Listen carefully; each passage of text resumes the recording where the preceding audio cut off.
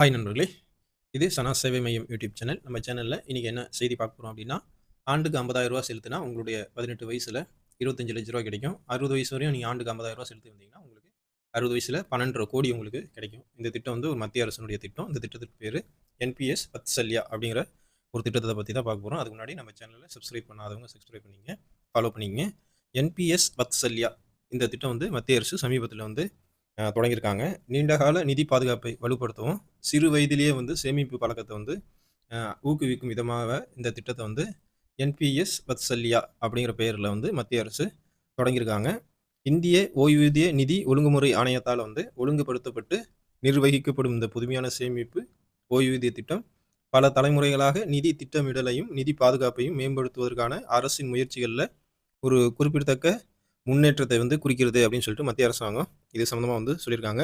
சிறு வயதிலிருந்தே சேமிப்பு கலாச்சாரத்தை வளர்ப்பதன் முக்கியத்துவத்தை வந்து இந்த திட்டம் வந்து காட்டுவதா வந்து அவங்க சொல்றாங்க. இந்த திட்டத்தின்படி சிறு வயதில இருக்கக்கூடிய குழந்தைகள் வந்து 18 வயசு வரையும் அவங்களுக்கு வந்து சேமிப்பு பழக்கவழக்கங்கள் வந்து ஊக்குவிக்கும் விதமாக வந்து பெற்றோர்கள் வந்து நீங்க அவங்க வருடத்திற்கு ஒரு வங்கி கணக்கு மாரி அவங்களுக்கு இந்த திட்டத்தில சேர்த்து, வருடத்திற்கு குறைஞ்சது ஒரு ரூ. 1000 இல்ல ரூ. 10,000 இல்ல ரூ. 50,000ங்கிற மாரி நீங்க சேர்க்கலாம்.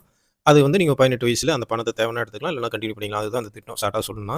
ஒரு குழந்தை வந்து பிறக்கும்போதே, அந்த குழந்தையின் பேர்ல ஆண்டுக்கு ரூ. 50,000 வந்து நீங்க செலுத்தி வந்தீங்க அப்படின்னா, அந்த குழந்தைக்கு 18 வயசு ஆகும்போது ரூ. 25,00,000 வந்து அந்த குழந்தை பேர்ல கிடைக்கும்.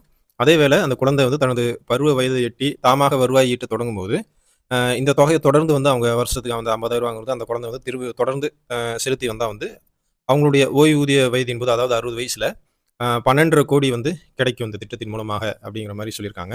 18 வயதுக்கு உட்பட்டவர்களுக்கு ஓய்வூதிய பலன் அளிக்கும் என்பிஎஸ் வத்சல்யா திட்டம் தான் அவர்கள் பொருளாதார சுதந்திரத்துக்கு வழிவகுக்கும் அப்படிங்கிற அடிப்படையில இந்த திட்டத்த கொண்டு வந்திருக்காங்க.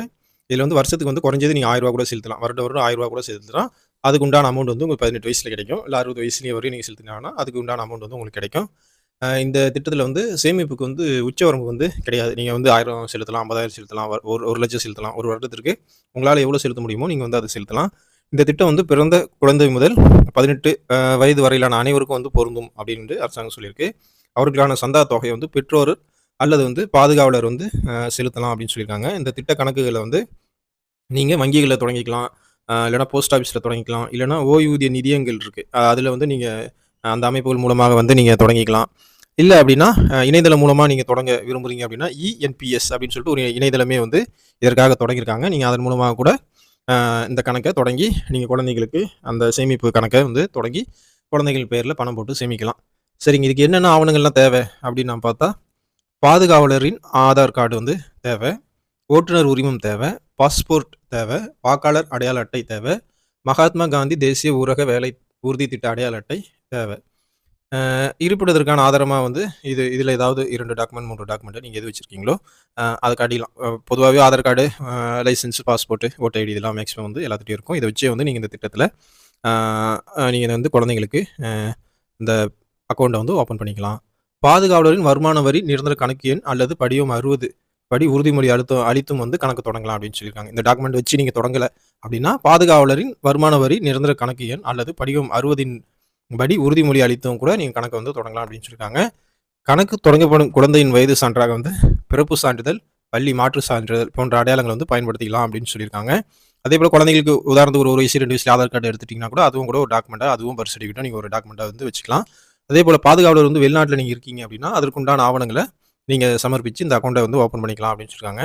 குழந்தையின் கல்வி இல்லன்னா குறிப்பிட்ட வகை உடல் நல குறைபாடு, உடல் ஊனத்திற்கான சிகிச்சை ஏதாவது இது போன்ற தேவைகளுக்காக நீங்க வந்து முதலீடு செய்றீங்க அப்படின்னா, 3 ஆண்டுகளுக்கு பிறகு முதலீடு செய்த 3 ஆண்டுகளுக்கு பிறகு உங்களுடைய மொத்த பங்களிப்புல 25% வந்து நீங்க இந்த சிகிச்சைக்காக, இந்த கல்விக்காக வந்து திரும்ப பெற்றுக்கொள்ளலாம் அப்படி வசதியும் வந்து இந்த திட்டத்தில இருக்கு.